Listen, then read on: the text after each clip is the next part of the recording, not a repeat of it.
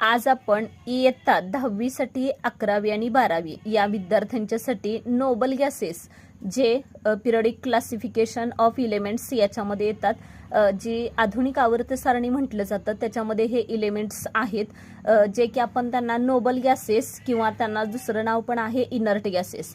आता आपण पहिल्यांदा इनर्ट गॅसेस किंवा नोबल गॅसेस कोणाला म्हटलं जातं ते बघूयात आणि त्यानंतर मग ते लक्षात कसे ठेवायचे याची मी ट्रिक तुम्हाला सांगते. The electronic configuration is stable. The electronic configuration is stable and these elements do not lose or accept electrons. These elements do not take part in chemical reactions.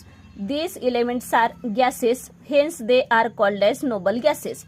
First thing आपल्याला काय लक्षात ठेवायचे, त्यांचं जे electronic configuration असतं जे आपण KLMN या ऑर्बिट्स घेऊन आपण काढलेलं असतं ना, ते इलेक्ट्रॉनिक कॉन्फिगरेशन त्याचं स्टेबल आहे. सेकंड थिंग लक्षात ठेवायची की ते इलेक्ट्रॉन्स जे काही ते इलेमेंट्स आहेत ते इलेक्ट्रॉन्स लूज ही करत नाहीत आणि ऍक्सेप्ट पण करत नाही, म्हणजे आपलेही कोणाला देत नाहीत आणि दुसऱ्यांचे पण इलेक्ट्रॉन्स घेत नाहीयेत.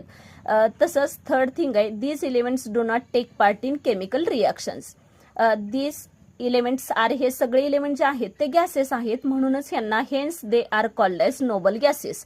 आता कन्सेप्ट तरी कळाली असेल की एकंदरीत आपल्याला काय लक्षात ठेवायचं आहे. नोबल गॅसेस किंवा जे इनर्ट गॅसेस असतात ना ते काय करतात, तर ते दुसऱ्यांना आपल्याकडचं इलेक्ट्रॉन देतही नाहीत आणि दुसऱ्यांचं इलेक्ट्रॉन घेतही नाहीयेत. असं का असतं, कारण त्यांचं इलेक्ट्रॉनिक कॉन्फिगरेशन हे स्टेबल असतं.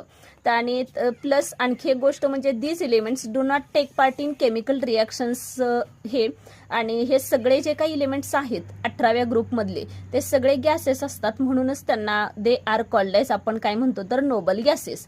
मग आता हे नोबल गॅसेस लक्षात कसे ठेवणार बघा. पहिला आहे helium, neon, argon, krypton, xenon, radon आणि ओगॅनेसॉन, हे झाले आपले इलेमेंट सगळे. मग आता हे लक्षात कसे ठेवायचे आहे, असे तर आपण पाठ केले तर लक्षात राहणं शक्य नाहीये.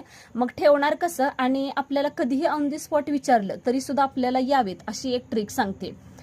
पहिला लक्षात ठेवायचा हेम्या, नित्या, आरण्या, किरण्या, झोडपलं, रानात नेऊन आणि येऊन सांगितलं ओजी, असं लक्षात ठेवायचं. मग आपल्याला महत्वाचं काय, हेम्या म्हणजे हेलियम, नित्या म्हणजे निऑन, आरण्या म्हणजे ऑर्गॉन, किरण्या म्हणजे क्रिप्टॉन आणि झोडपलं म्हणजे झेनॉन आणि रानात म्हणजेच रेडॉन आणि येऊन सांगितलं ओजी, म्हणून तो लक्षात ठेवायचा ओगॅनेसॉन. अशा पद्धतीने आपण हे जर इलेमेंट्स केले ना तर सहजरित्या आपण हे 7 इलेमेंट्स इझिली आणि लक्षात ठेवू शकतो, जे आपल्याला बोर्डाच्या परीक्षेलाही उपयोगाला येतात.